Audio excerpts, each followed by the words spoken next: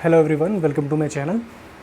Last class में हमने देख लिया था किस तरीके से आपका स्क्वायर लॉ डिटेक्टर या फिर स्क्वायर लॉ डीमॉड्यूलेटर किस तरीके से मैसेज सिग्नल को निकाल लेता है एएम सिग्नल में से। ठीक है, बाकी जितनी भी फ्रीक्वेंसीज थी वो सबको रोक देता है क्योंकि आपने एंड में लगा रखा है लो पास फिल्टर। अब जो हम कर रहे हैं स्क्वायर लॉ डिटेक्टर तो हो चुका है। अब हमारा जो नेक्स्ट टॉपिक है जो सबसे इंपॉर्टेंट है वो है एनवलप डिटेक्टर। आज का जो हमारा टॉपिक है वो है एनवलप डिटेक्टर और ये सबसे ज़्यादा इंपॉर्टेंट है हमारे लिए, ठीक है, क्योंकि ये सबसे ज़्यादा पूछा जाता है और उसका कारण भी है क्योंकि बहुत सस्ता है, बहुत चीप है, सबसे ज़्यादा यूज़ भी होता है ये। ठीक है, अब यहाँ पे इसका पूरा सर्किट डायग्राम मैंने बना रखा है एनवलप डिटेक्टर का। तो आप ध्यान देंगे यहाँ पे आपका इनपुट साइड में एएम सिग्नल है और आउटपुट साइड में आपको जो वीओटी मिलेगा वो आपको मिलेगा मैसेज सिग्नल।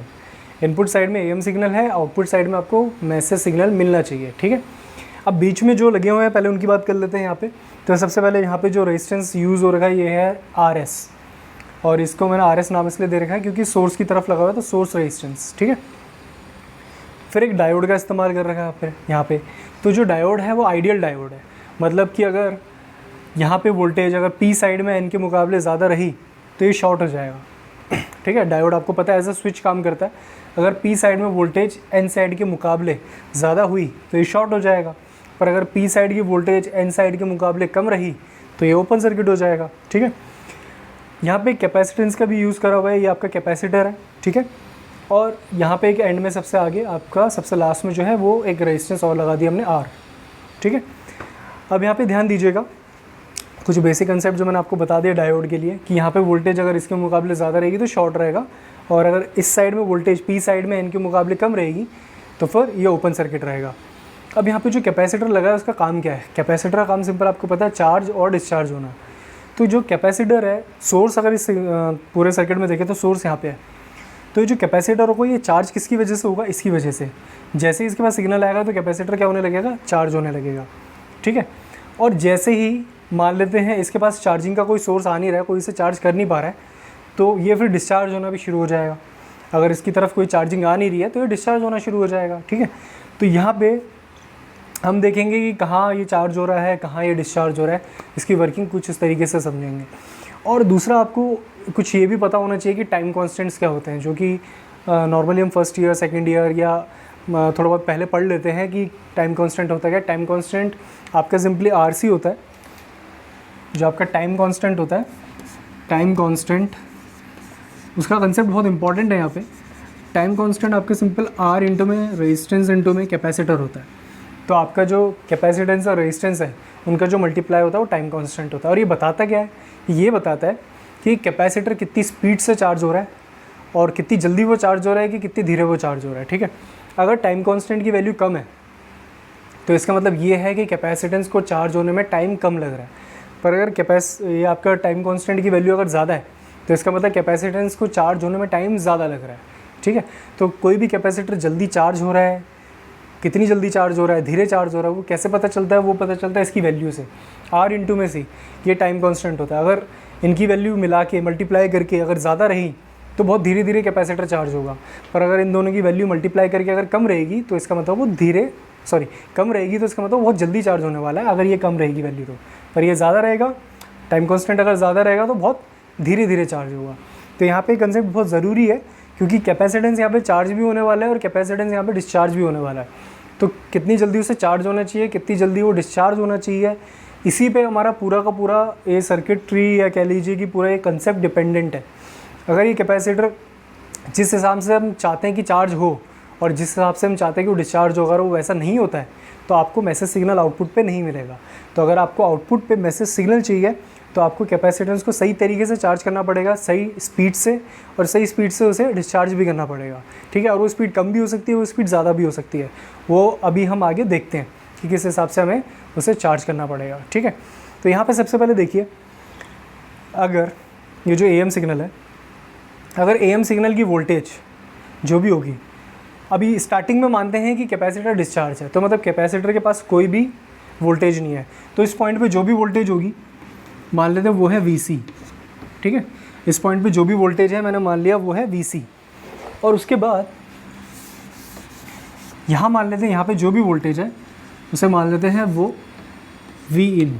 मैंने मान लिया इस पॉइंट पे जो भी वोल्टेज है वो है Vin, मतलब इनपुट वोल्टेज। ठीक है, तो ये समझिए इसमें कि कैपेसिटर के पास जो वोल्टेज है मान लेते जो भी होगी वो VC होगी। और एक चीज़ ध्यान दीजिएगा, पैरेलल में वोल्टेज सेम होती है, तो मतलब कैपेसिटेंस के पास जो भी वोल्टेज आने वाली है ना, वही आउटपुट पे भी वही मिलने वाला है, ठीक है। तो AM सिग्नल में से जो मैसेज सिग्नल निकलने वाला है वो एक्चुअली किस पे मिलने वाला है, कैपेसिटर पे ही मिलने वाला है, क्योंकि पैरेलल में आप देखेंगे तो वोल्टेज सेम होती है। तो कैपेसिटर के पास जो मैंने आपको पहले बोल दिया कि यहाँ पे आउटपुट पे क्या मिलने वाला है, मैसेज सिग्नल मिलने वाला है। तो हमारा मैसेज सिग्नल एक्चुअली में मिलने किस में वाला है, कैपेसिटर में, क्योंकि पैरेलल में वोल्टेज सेम होती है, ठीक है। तो आपका ये इनपुट साइड है, मैंने इसलिए Vin इसका नाम दे दिया है। तो ये Vin है, वो आपका VC है। तो Vin जब तक VC से ज़्यादा होगा तब तक ये डायोड शॉर्ट रहेगा, ठीक है। अब स्टार्टिंग में हमने अज्यूम कर लिया कि कैपेसिटर डिस्चार्ज है पूरा, क्योंकि स्टार्टिंग में हम जैसे ही उसे फिट करेंगे सर्किट में, तो जब तक सप्लाई आएगी नहीं तब तक वो डिस्चार्ज ही रहेगा। तो कैपेसिटर के पास वोल्टेज कितनी रहेगी, 0। तो स्टार्टिंग में जैसे ही आप इसे सिग्नल देंगे तो Vin क्या होगा, VC से ज़्यादा होगा। तो जब Vin VC से ज़्यादा होगा तो डायोड क्या हो जाएगा, शॉर्ट हो जाएगा। जैसे ही वो शॉर्ट होगा तो शॉर्ट होते क्या होगा, ये कैपेसिटर चार्ज होना शुरू कर देगा। तो ये कैपेसिटर चार्ज किसकी वजह से हो रहा है, इस AM सिग्नल की वजह से। जैसे ही इसकी वोल्टेज आएगी तो ये डायोड शॉर्ट हो जाएगा, क्योंकि इधर तो वोल्टेज अभी 0 है, क्योंकि स्टार्टिंग में कैपेसिटर 0 था। तो जैसे ये चार्ज होना शुरू करेगा कैपेसिटर, तो किस स्पीड से चार्ज करेगा, किस स्पीड से डिस्चार्ज करेगा, वो डिपेंड करेगा RS और C पे। क्योंकि इस पे जो करंट आने वाला है, इस पे जो चार्जेस का फ्लो होने वाला है C पे, वो देखेंगे तो इस रेजिस्टेंस के थ्रू होके आएगा। तो इसलिए जो टाइम कांस्टेंट होने वाला है वो मेरा क्या हो जाएगा, RS और C मल्टीप्लाई में। तो इस टाइम कांस्टेंट पे डिपेंड करेगा कि कैपेसिटर कितनी जल्दी चार्ज होने वाला है, ठीक है, कि कितनी देर से होगा कि कितनी जल्दी से होगा। पर इस कैपेसिटर को चार्ज होने के लिए इस डायोड का शॉर्ट होना ज़रूरी है। और ये डायोड तभी शॉर्ट होगा जब इधर की वोल्टेज इस साइड के मुकाबले ज़्यादा होगी, ठीक है। तो जैसे ही आप इनपुट सिग्नल देंगे यहाँ से, तो कैपेसिटर तो इसके स्टार्टिंग में 0 वोल्ट पे था, तो यहाँ से वो चार्ज होना शुरू हो जाएगा। तो वो वोल्टेज कौन सी एक्वायर करेगा, कौन सी वोल्टेज को पाएगा, वो जो भी इनपुट साइड में होगा। जैसे जैसे इनपुट बढ़ेगा कैपेसिटेंस की वैल्यू भी उतनी ज़्यादा चार्ज होती जाएगी, ठीक है।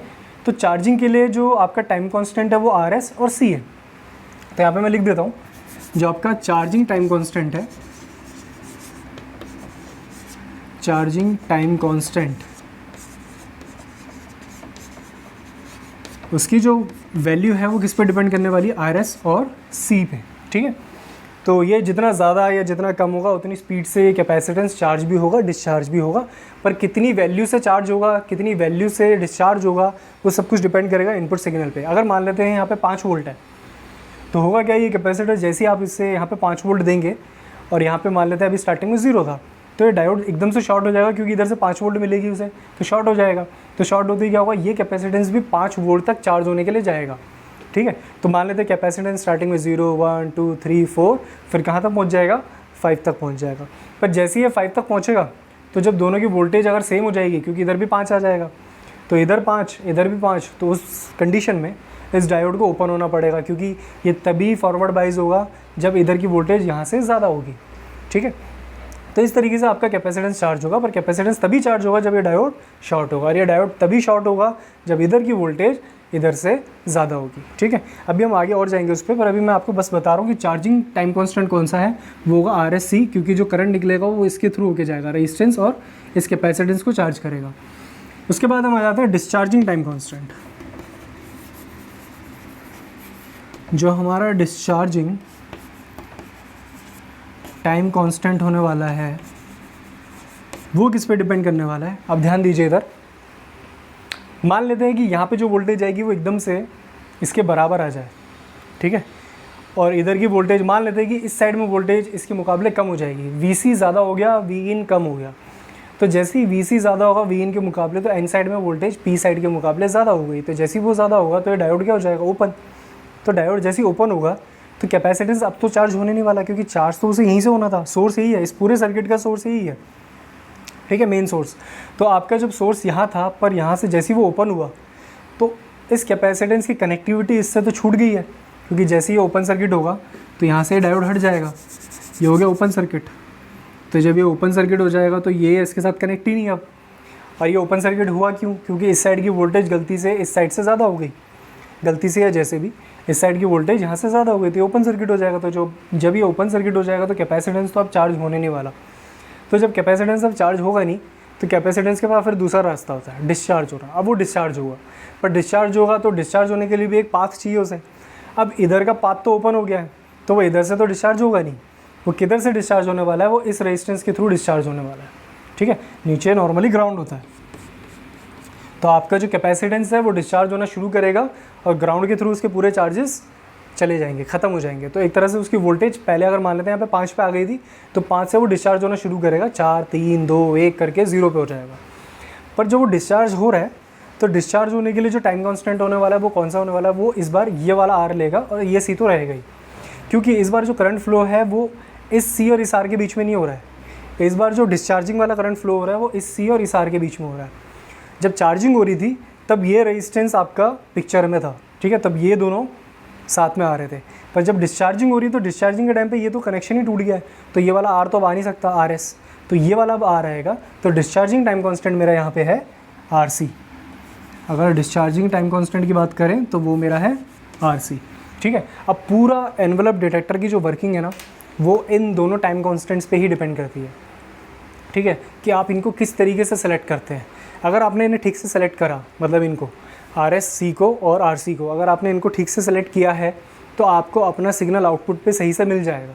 ठीक है, पर अगर आपने इनको गलत सेलेक्ट कर दिया तो आपको एएम सिग्नल में से जो आप इनपुट पे दे रहे हो उसमें से आप मैसेज यहाँ तक नहीं ला सकते। ठीक है, तो अब हम देखते हैं कि किस तरीके से हमें इनकी वैल्यूज़ को फिट करना है आर एस या सी को। ठीक है, किस तरीके से रखना चाहिए ताकि आपको वापस वहाँ पे क्या मिल जाए, मैसेज मिल जाए।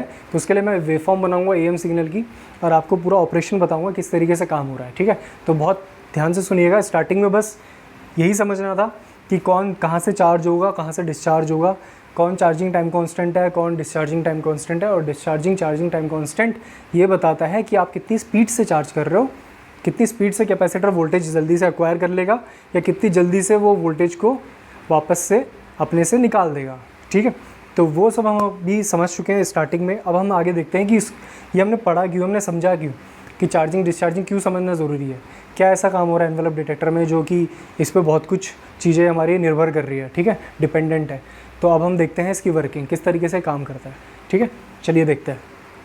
हाँ जी, तो मैंने अभी आपको बता दिया कि चार्जिंग कैपेसिटर कैसे हो रहा है, डिस्चार्जिंग उसकी कैसे हो रही है। चार्जिंग यहाँ से हो रही है, ठीक है, क्योंकि करंट चार्ज फ्लो जब हो रहा है तब यहाँ से हो रहा है आर और आर एस और सी के थ्रू, और जब डिस्चार्जिंग हो रही है तब यहाँ से हो रही है। ठीक है, तो डिस्चार्जिंग में दोनों रेजिस्टेंस आ रहे हैं, चार्जिंग में ये दोनों रेजिस्टेंस आ रहे हैं। चार्जिंग कब हो रही है, जब डायोड ऑन है, मतलब कि शॉर्ट है।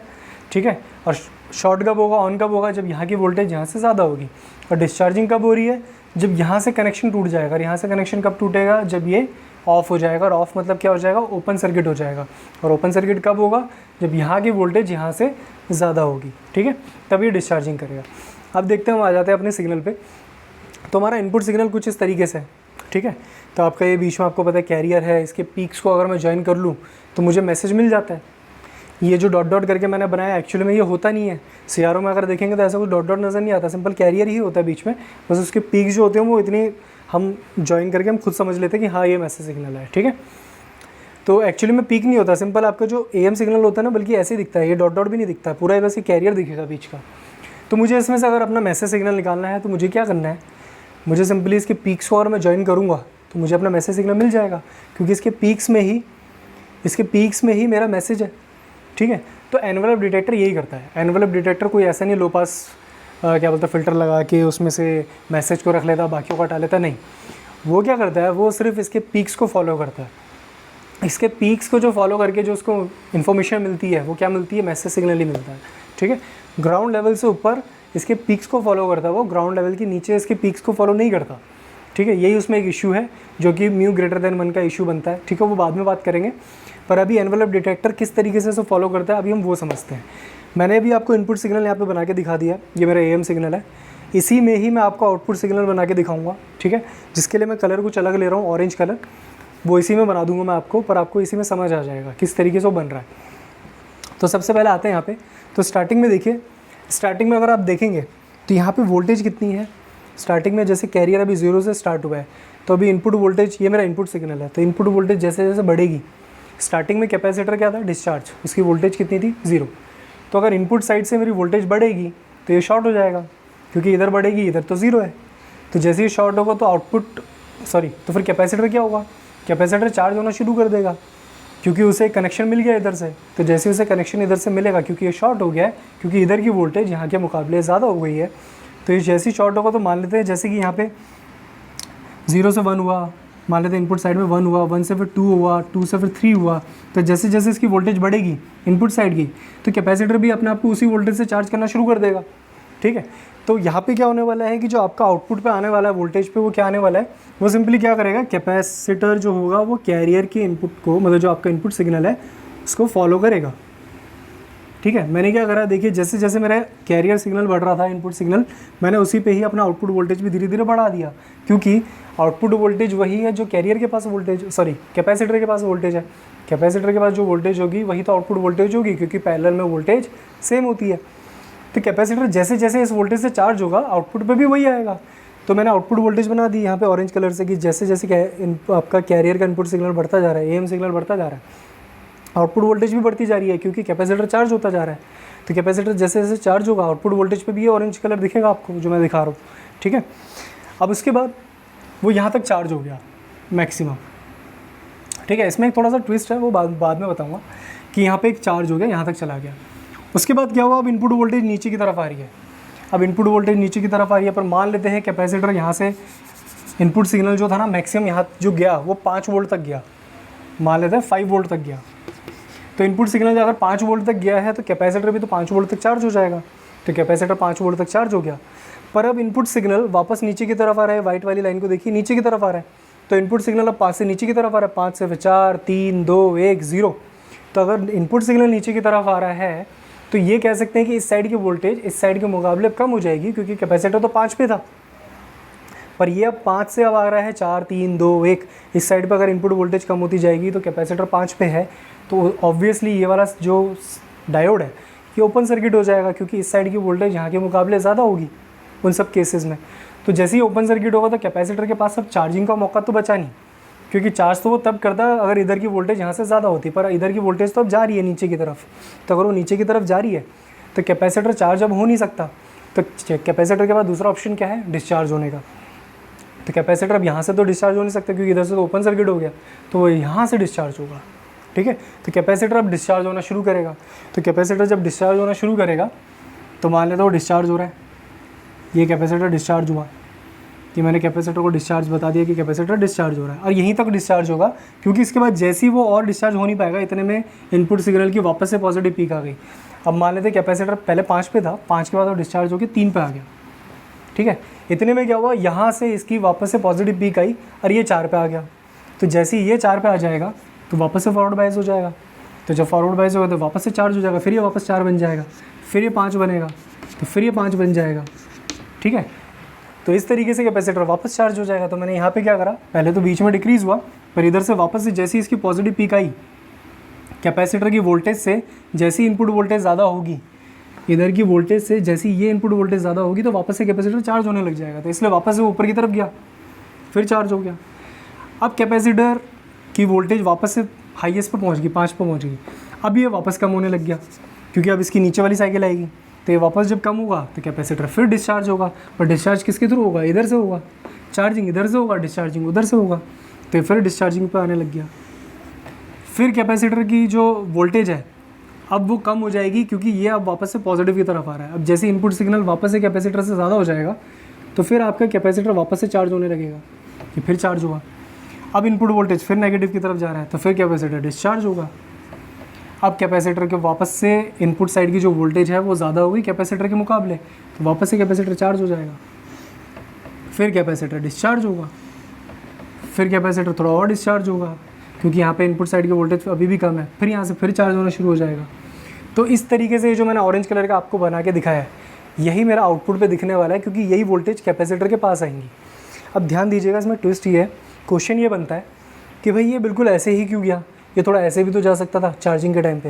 ये बिल्कुल इसने स्ट्रेट फॉलो करा जैसे कैरियर था, बिल्कुल वैसे का वैसा। और जब ये डिस्चार्जिंग में आया तो डिस्चार्जिंग में बिल्कुल ये थोड़ा कम क्यों झुका, ये ऐसे क्यों नहीं आया कि बिल्कुल इधर की तरफ आ जाए। मैंने जो ऑरेंज कलर बनाया है, देखिए मैंने जो भी डिस्चार्जिंग वाला पार्ट बनाया है, देखिए यहाँ पर डिस्चार्जिंग वाला पार्ट कौन सा है, यहाँ पर डिस्चार्जिंग है मेरा ये वाला पार्ट, ये मेरा डिस्चार्जिंग है। जब कैपेसिटर आपका डिस्चार्ज हो रहा है, डिस्चार्जिंग ऑफ सी। और जब वो चार्ज हो रहा है तो चार्ज वाला, ये चार्ज वाला अगर मैं बोलूँ तो चार्ज, ये भी चार्ज हो रहा है, यहाँ पे भी चार्ज हो रहा है, यहाँ पे भी चार्ज हो रहा है, यहाँ पे भी चार्ज हो रहा है। तो ये लिख देता हूँ, ये चार्ज, ये चार्जिंग ऑफ सी हो रहा है।